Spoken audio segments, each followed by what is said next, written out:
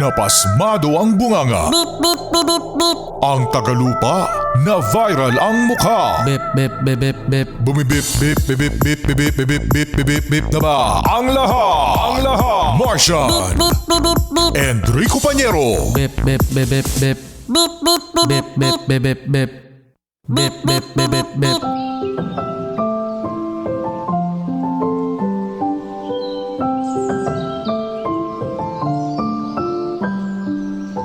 La la la la la la la la la la la.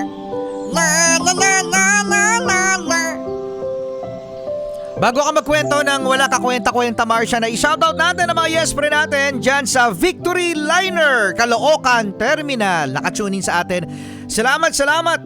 Oo, mula kay Nathaniel Medrano.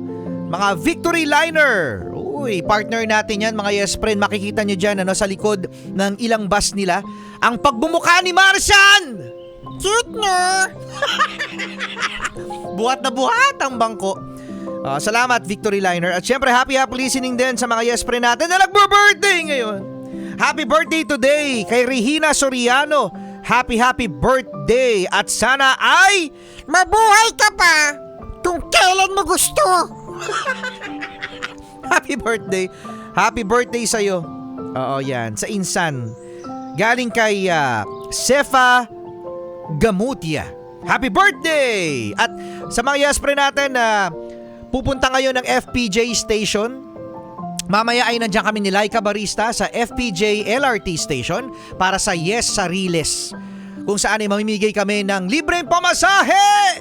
Uy, libreng massage. Libreng pamasahe? Beep card! Akala ko magmamasahe kayo. Libreng pamasahe. Libreng beep card na lang. Oo nga no, pamasahe. Sige, malay nyo, baka libreng masahe. Libreng masahe pala. Libreng pamasahe, libreng beep card. Diyan, mga ano yan, mga bago makapananghali, mga 11:30, nandiyan kami ni Laika Barista. Okay? Magpapalaro kami dyan sa mismong istasyon ng FPJ station. Pwede na ako magkwento? Pwede na. Ito na mga bata, ito na mga yes friend. Ang kwento lang kwenta, anong isang araw na pinamagatang ang pastol na merong isang tupa. Uy, ang pastol na may isang tupa. Noong isang araw, sa isang malayong lugar ay merong isang pastol. At meron siyang isang tupa. Kaya nga yun yung title, di ba? Oo nga, kaya yun yung title. Ngayon, ay itong isang tupa na ito ay bebenta niya doon sa palengke. Oo. Wala kang pakialam, gusto niya ibenta. Kasi nga kailangan niya ng pera. Ano yung kapag di niya binenta, wala siyang pera, Rico Pañero? Ganon, malulungkot. Kasi wala na siyang tupa. Buhay niya yun eh.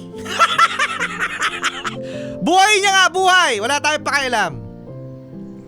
Ngayon, habang naglalakad itong pastol na merong isang tupa ay meron siyang nakasama na isang lalaki na napakaraming tupa.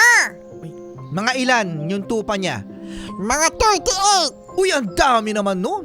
Dami, no? 38. Ngayon, habang sila ay naglalakad, ay merong mga bata, mga 3, na kumalabit sa kanila. Uy, anong sabi? Kya, Pemboya. Alam mo ba, Rico Pañero, kung anong sabi? Nung isang pastol na maraming tupa. Ano sabi sa mga bata nung sinabing kya pembarya? Sabi ng lalaki. Wala. Wala. Doon kayo sa lalaking yun na may isang tupa. Ang sabi nung lalaking may isang tupa, kawawa naman kayo.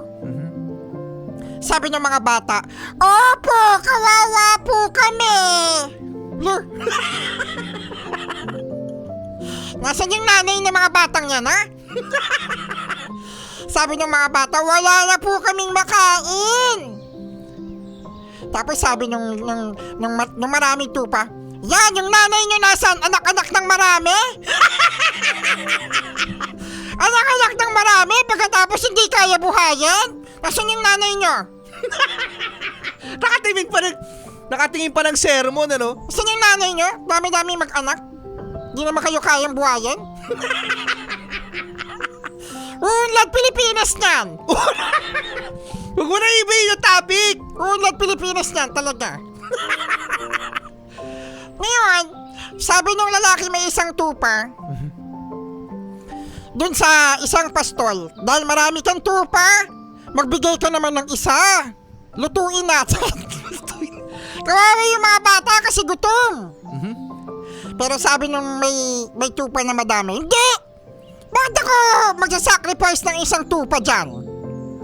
Iyako! Tapos yung may isang tupa sabi niya, o sige, ako na lang. Sabi ng tupa, wag! Nag-iisa na nga lang ako, kakatayin mo pa ako? Sabi ng isang tupa, grabe ka naman! Isa ako doon na lang yung isa. Tapos ngayon, papakain mo pa ako sa mga bata. Pero yung tupa, walang nagawa yung tupa! Walang nagawa yung tupa. Anong luto? Papaitan! Gusto pa ng mga bata yun? Wala silang choice! Ngayon, mag-request pa sila ng masarap? wala na nga silang makain? Ngayon, ay sabi ng mga bata, ang sarap naman po ng tupa. Anak ng tupa. Ngayon, sabi nung may isang tupa na wala na. Okay lang yan, at least busog kayo. Umalis na yung lalaki na walang tupa. Oh. Pagtatapos, mga yes friend ay umuwi na rin yung lalaki na may isang tupa. Pagtatapos kinabukasan, Rico Panyero, mga bata, mga yes friend, gumising itong pastol na ito na wala ng tupa at paglabas siya ng bahay. Oh, paglabas siya ng bahay. Ang dami-daming tupa!